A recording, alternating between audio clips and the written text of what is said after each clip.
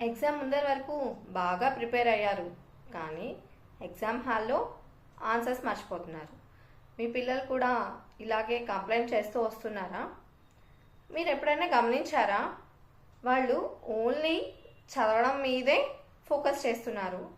రివిజన్కి సరైన టైం ఇస్తున్నారా లేదా ఎప్పుడైనా అబ్జర్వ్ చేశారా? సో అలాంటి ప్రాబ్లం ఫేస్ చేసే వాళ్ళకి 3 సింపుల్ టిప్స్ షేర్ చేస్తాను. టిప్ నెంబర్ 1, వాళ్ళు ఒక టాపిక్ నేర్చుకున్నప్పుడు అందులోంచి 3 ఇంపార్టెంట్ పాయింట్స్ని రాయమని చెప్పండి.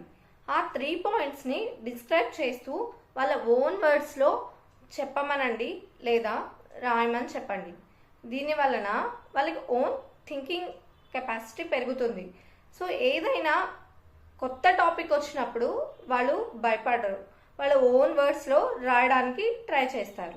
టిప్ నెంబర్ 2, ఏదైనా ఫార్ములా ఆర్ కాన్సెప్ట్ని ఒక రియల్ లైఫ్ ఎగ్జాంపుల్కి కనెక్ట్ చేయండి. అలా కనెక్షన్ చేయడం వల్ల వాళ్ళ బ్రెయిన్ దాన్ని ఎక్కువ కాలం గుర్తుంచుకుంటుంది. టిప్ నెంబర్ 3, ఎవ్రీడే నైట్ కేవలం 10 నిమిషాలు వాళ్ళు చదివింది మళ్ళీ గుర్తు తెచ్చుకోమని చెప్పండి.